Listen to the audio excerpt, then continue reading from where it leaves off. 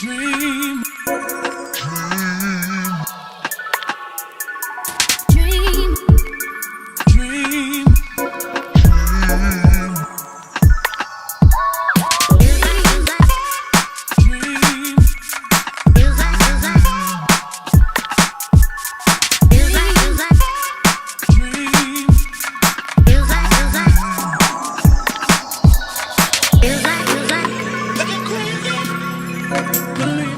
So the idea for HelenJean came about a year and a half ago when I was in Bali on vacation with some friends, and I got a custom suit made it was my first custom thing ever, and came home to Vancouver and was so excited to wear my suit, but never wore suits in Vancouver because it's a pretty casual place. And so I thought, okay, I'll wear dresses, but dresses were really hard to fit, and I'm pretty tall, so they were always too short, or the top half didn't fit if the bottom half fit, or vice versa. And so I called up my friends that were making suits in Bali and said, hey, can you guys make some dresses? And that was kind of the beginning of HelenJean.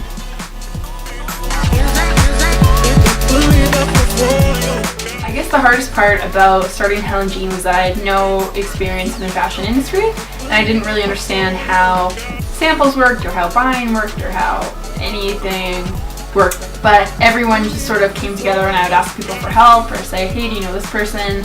I would love to ask them about this. And so it was really a team effort of everyone sort of pitching in and cashing in a lot of favors to get it all going. And then the second part that was super scary for me, at least, was flying to Bali for the first time.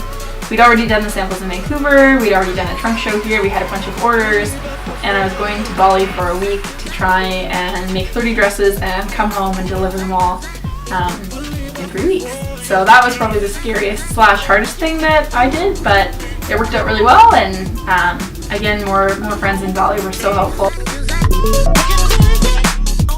Coming up with a website was surprisingly easy, and then coming up with a good website was actually really hard. So that was the biggest feedback that I got after coming home from Bali was, this is a great idea, but your online presence is garbage. So that's been the last couple months of just making that look really good. The most challenging part right now is communicating with our manufacturers in Bali, because I don't speak Indonesian. But I'm working on it. I have a phrase book, so we do a lot of diagrams and photos, and change this, do that through pictures, which has been a learning curve. The most rewarding part of my job is getting to meet all the women that buy HelenJean dresses, and whether that's meeting them through a girls' nights in where we get together and drink wine and take measurements, or if it's a mobile fit session where I'll just go to them and take their measurements on my lunch break at work, or during a coffee break or whatever. That's just getting to chat with them and meet them and figure out who they are and what their story is, and why they want to wear a HelenJean dress, or what they're going to wear it for, and what they want their intention to be when they wear it is so special. And we've had everything from like sexy mama to leader to authentic to beautiful, and just it's getting to share that secret with them is really special.